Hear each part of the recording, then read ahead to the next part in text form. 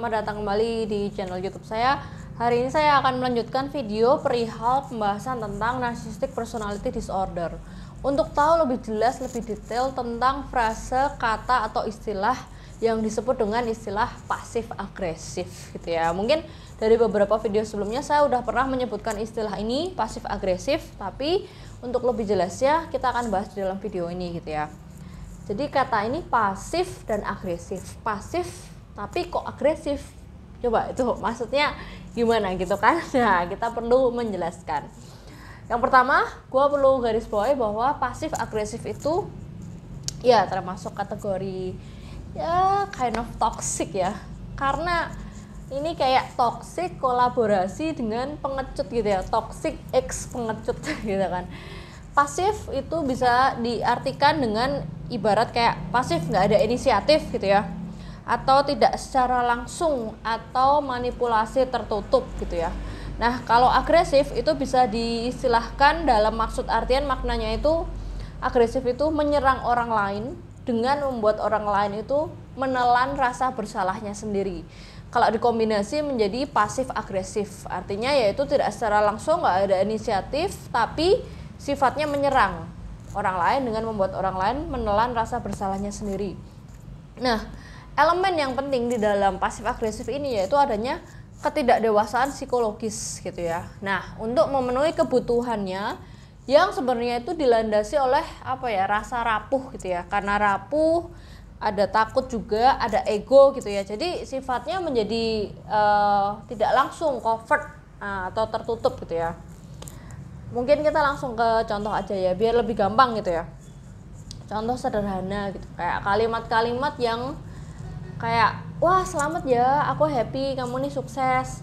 Aku tau lah kamu nih hebat, emang udah dari dulu kamu jago manajemen segala macam. Keluarga kamu emang terpandang ya, support, wah congrats ya, aku senang banget nih kamu akhirnya bisa mencapai pencapaian baru gitu kan. Tapi aku kan ya nggak bisa harapin lah, aku nggak pernah berharap gitu kalau kamu bantuin aku gitu kan. Ya aku siapa lah ya, maksudnya aku juga nggak ngarepin kok, by the way congrats ya gitu kan. Kalian ngerti nggak pasif agresifnya gitu ya? Di satu sisi pasif gitu kan, kayak ngomongnya apa gitu, tapi ada agresifnya gitu. Jadi kayak membuat orang lain terus yang denger kayak maksudnya ending dari kalimatnya, tapi aku nggak bisa harapin kamu lah bantuin aku. Jadi maksudnya apa ya, gue harus ngerasa bersalah gitu kalau misalkan terus nggak bantuin kamu gara-gara lu ngasih selamat ke gue gitu kan. Itu contoh sederhana. Nah, yang tadi itu adalah contoh sederhana gitu ya, mungkin yang banyak ditemui gitu kan. Nah, kemudian ada juga contoh nih dari pengalaman pribadi aku kebetulan gitu ya. Ceritanya sih simpel ya, kayak misalkan kita kayak oke, kita janjian ya let's say jam 18, oke. Ntar kamu jemput aku ya, oke boleh, habis pulang kantor gitu kan. Oke siap, aku jalan ya jam 17.30. Terus aku kabarin juga waktu sebelum jalan gitu kan. Kemudian singkat cerita udah sampai sana gitu, udah sampai parkiran gitu ya. Aku nunggu kayak 1,5 jam di parkiran gitu, susah banget kayak nggak ngabarin. Terus beberapa kayak setiap 30 menit ya kamu iya tunggu gitu kan.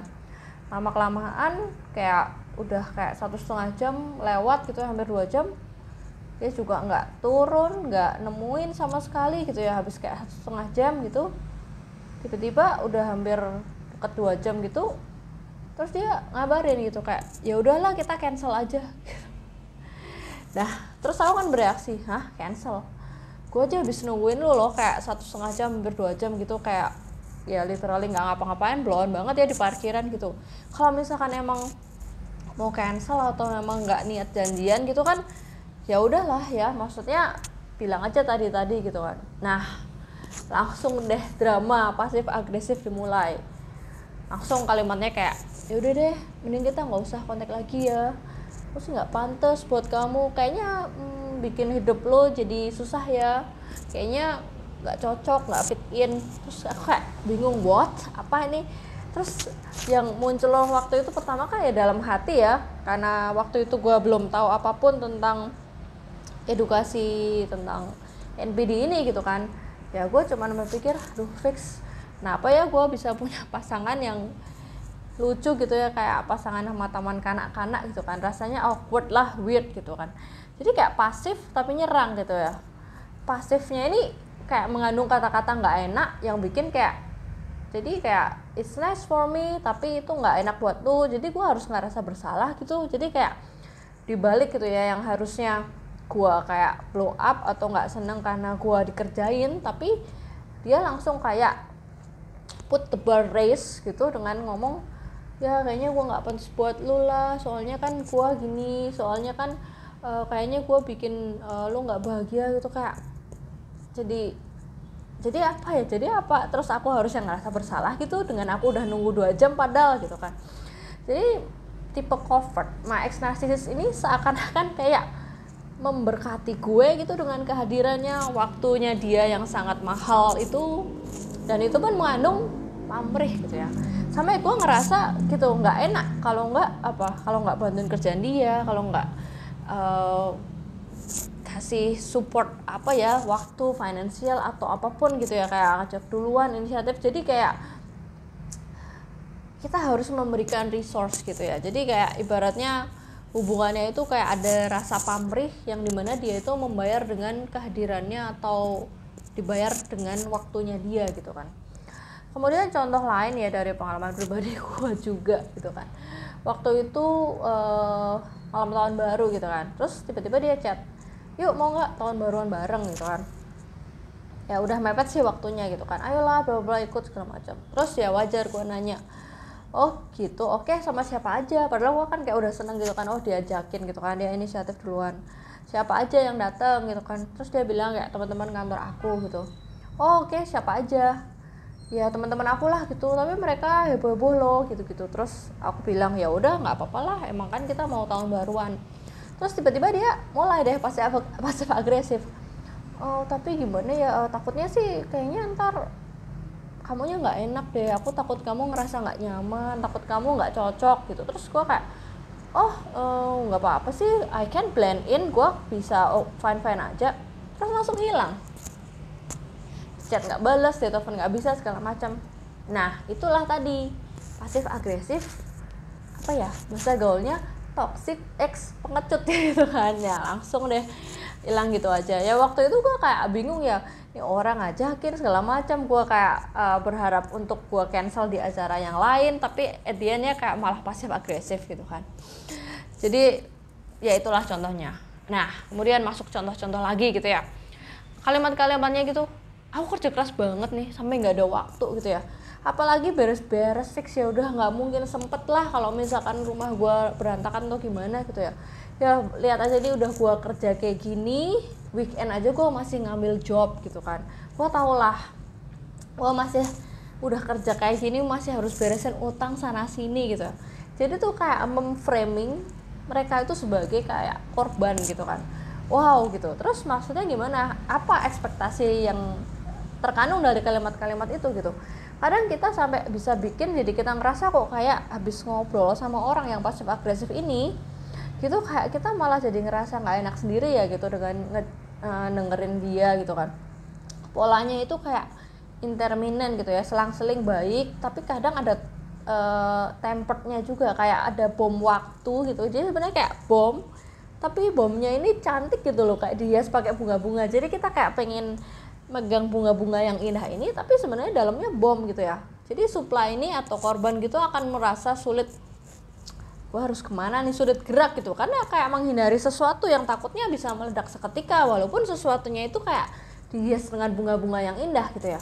Nah dan dengan juga sifat pasif agresif yang ditandai dengan banyak mengeluh tadi, mengeluh tapi membuat orang lain kayak merasa bersalah, jadi dibebani oleh beban yang dibikin oleh seorang covert narcissist gitu ya. Walaupun ya tipe pasif agresif ini dilakukan oleh semua tipe NPD, semua jenis narsisis, walaupun grandios, covert, malignan, semuanya akan melakukan pasif agresif. Tapi yang paling sering, yang frekuensinya paling tokcer untuk melakukan pasif agresif itu yang jenis covert narsisis, karena dia adalah tipe narsisis yang merasa paling jadi korban, merasa paling pengecut dalam tanda kutip gitu ya. Orientasinya itu selalu jadi korban, dan kalau orang lain terutama pasangannya nggak beresin bayangan-bayangan yang membayangi dia, kerapuhannya itu, pasangannya itu akan dibikin selalu merasa bersalah gitu ya. Jadi tipe manipulasinya agak tertutup tapi pengecut. Nah, semua narsisis kan melakukan ini gitu. Cuman ya memang tipe covert ini yang menjadikan kayak ciri utama lah gitu ya. Jadi kayak otomatis gitu ya, kayak ngalir aja gitu sebagai korban pasif agresif sering dilakukan oleh banyak narsisis gitu ya. Nah, ini berdampak negatif dan kena banget gitu ya, rasa guilty bersalah itu kepada orang-orang apa? Orang-orang tipe empath atau tipe-tipe korban yang memiliki highly sensitive empath gitu ya, karena dibebankan untuk memenuhi dan kayak menuruti segala apa yang narsisis butuh, mau, yang mereka bilang ataupun mereka nggak bilang gitu ya. Jadi kalau pasif agresif kan indirect, nggak langsung gitu ya. Jadi kita kayak punya pekerjaan tambahan gitu ya, kayak ikut menanggung kerjaannya dia, stresnya dia, masalahnya dia, dan juga ditambah ya tentunya menanggung kerjaan kita sendiri, stres kita sendiri, problem sehari-hari kita sendiri gitu kan. Nah, itu yang disebut dengan pasif agresif gitu ya. Kemudian ada contoh klasik lain yang hubungannya dengan orang tua narsisis yang tipe perilaku pasif agresif. Klasik banget gitu ya, mungkin kalian sering dengar kayak kata-kata, gua udah berjasa besarin lu, gua udah beliin ini, beliin itu buat lu, kasih lu ini, bla bla bla bla. Nah, pasif agresifnya di mana? Sampai anaknya tuh ngerasa, jadi maksudnya gue ini mau membebani keluarga doang. Jadi lebih baik gue nggak pernah lahir dong. Kelahiran gue kesalahan. Terus ngapain gue di dunia ini? Jadi kayak ketika orang tua ini mengandung kata-kata pamrih yang tadi, kayak pasif agresif, membuat anak ini merasa bersalah, ya this is crazy gitu kan. Selalu menimbulkan kayak perasaan tanda tanya yang kayak beban gitu kan, dibebankan ke supply-nya gitu. Nah, pasti yang udah sampai di video ini muncul pertanyaan dong, terus kenapa kok ada perilaku pasif agresif ini, apa yang melatar belakangi gitu kan. Sebenarnya simpel sih, nomor satu kerapuhan. Nah, itu kan memang dari insecurity dari seorang narsisis gitu ya, nyerang duluan daripada diserang gitu kan, kerapuhan. Nomor dua, yaitu tadi karena menganggap dirinya sebagai korban sehingga akan ada kebiasaan pasif agresif. Kemudian yang nomor tiga, ya tentunya simbol untuk memanfaatkan rasa bersalah orang lain untuk mendapatkan apa yang dia butuhkan, manfaat yang dia butuhkan, dan bisa membebankan kebutuhan dia itu di atas supply-supply-nya gitu ya. Kemudian yang nomor 4, ya tadi itu kayak waktu gue flashback tentang, waduh gila nih kok pasangan gue kayak childish banget, kekanak-kanakan banget atau nggak dewasa gitu ya. Ya karena mungkin IQ-nya ya rendah gitu ya. Jadi sulit memiliki regulasi emosi yang sehat dan sulit memiliki keseimbangan hubungan moralitas antar sesama gitu ya. Jadi kayak ya tadi lack of empathy kan tentu yang narsisis terutama. Kenapa dia jadi pasif agresif? Yaitu karena sulit banget untuk mencari solusi bersama secara sehat, secara dewasa dengan seorang narsisis, terutama dengan seorang covert narsisis yang kecenderungannya melancarkan aksinya dengan metode pasif agresif gitu. Teman-teman jangan lupa mampir ke sini, dan kalau video ini bermanfaat aku appreciate banget, tolong like atau kalian boleh sharing di kolom komentar, dan jangan lupa subscribe channel ini. Sampai jumpa di video-video selanjutnya.